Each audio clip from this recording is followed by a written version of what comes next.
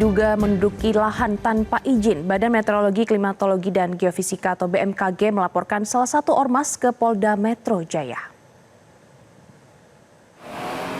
Berdasarkan keterangan tertulis dari Biro Hukum, Humas, dan Kerjasama BMKG memohon bantuan kepada pihak berwenang untuk melakukan penertiban terhadap ormas yang tanpa hak menduduki dan memanfaatkan aset tanah milik negara BMKG.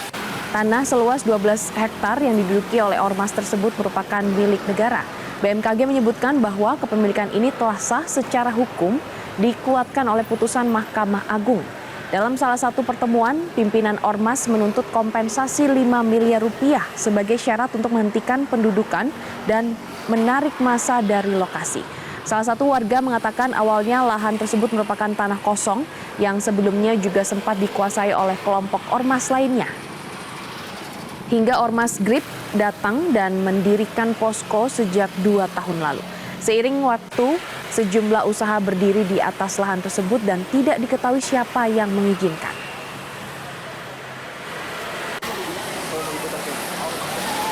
Yang saya tahu ya, itu lahan kosong. Kita juga kurang tahu antara BMKG dan ahli waris. Nah, tiba-tiba belakangan ini yang selama ini kita jalan itu ya emang diperuntukkan untuk banyak di sini, untuk warga gitu, ibaratnya buat aktivitas UMKM juga. Pemirsa, untuk membahas tindakan preman berkedok ormas yang meresahkan, kita sudah terhubung langsung dengan anggota Komisi 3 DPR RI Rudianto Lalo. Selamat siang. Ya, bagaimana DPR RI merespon adanya tindakan premanisme ini? Ya, tentu kita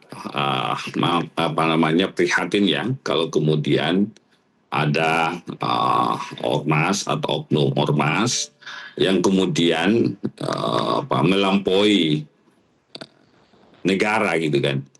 Ya, apalagi ini adalah lahan negara yang mau digunakan, dimanfaatkan, dibangun oleh BMKG, lalu kemudian dilarang. Ini kan menjadi pertanyaan besar, di mana peran polisi. Karena itu kita berharap peristiwa ini membuka mata, sekaligus kita mendorong kepada Kepolisian Negara Republik Indonesia untuk bertindak tegas. Ya, kapan tidak ada tindakan tegas, maka terkesan ada pembiaran, Pak. Ya, ketika ada pembiaran, maka oknum-oknum ini, ormas-ormas ini akan berani melakukan tindakan-tindakan yang mungkin tidak berdasar hukum. Ya, makanya ketika ada kasus-kasus seperti ini, negara harus hadir. Siapa negara yang harus hadir? Melalui siapa? Tentu melalui Kepolisian Negara Republik Indonesia yang diberi mandat undang-undang untuk kemudian menjaga ketertiban dan keamanan masyarakat atau Kamtipmas, ya, melalui penegakan hukum.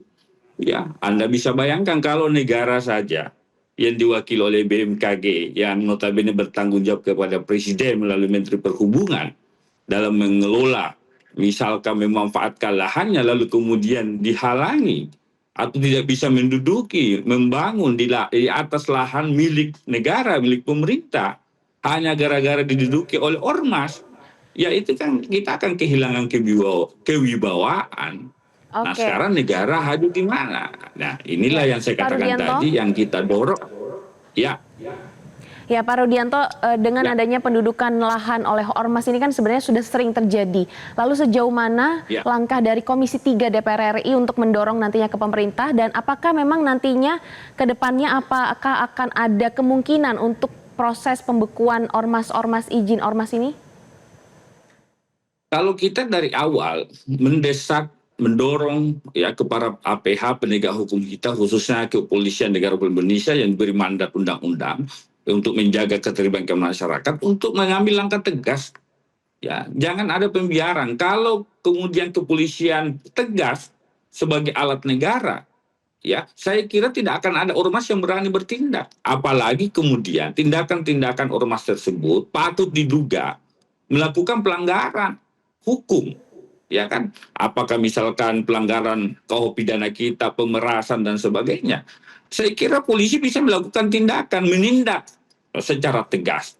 Kalau misalkan BMKG mau menggunakan lahannya yang notabene lahan negara, lalu kemudian dihalangi karena ada pendudukan di sana, ya harusnya Kepolisian Negara Republik Indonesia kita ya membubarkan pendudukan tersebut, bukan malah kemudian melakukan pembiaran. Itu yang kita harapkan. Sehingga kembali lagi kalau ditanya apakah ini ormas ini melakukan pelanggaran lalu kemudian bisa dilakukan pembubaran, ya kita kembalikan kepada kementerian yang mewadahi ormas itu, yaitu Kementerian Dalam Negeri, menilai apakah tindakan-tindakan ormas tersebut dibenarkan, patut dibenarkan secara hukum atau tidak. Kan begitu debatnya. Kalau memang tidak, ya harusnya diberikan semacam pemahaman atau diberikan sanksi dan sebagainya. Karena tujuan ormas kan tidak seperti itu. Tujuan ormas saya kira adalah membantu mewujudkan tujuan bernegara gitu loh. Itu jelas di norma-norma pasal-pasal undang-undang ormas. Nah, kita berharap yang harus dilakukan hari ini adalah pemerintah adalah melakukan langkah tegas terhadap ormas-ormas yang anggotanya, oknum-oknum yang anggotanya melakukan pengancaman, teror, intimidasi, bahkan patut juga melakukan pelanggaran hukum berupa pemerasan dan sebagainya. Ya tidak ada jalan lain, harus ditindaki. Karena kapan tidak ditindaki akan memberi ruang, kesempatan bahwa negara ternyata kalah dengan gaya-gaya seperti itu. Nah, itu yang kita tidak bisa benarkan menurut saya. Ya, Pak Rudianto, lalu pertanyaannya di sini, kenapa bisa ada lahan-lahan yang tidak diduduki oleh seseorang? Kenapa bisa ada lahan-lahan kosong seperti ini?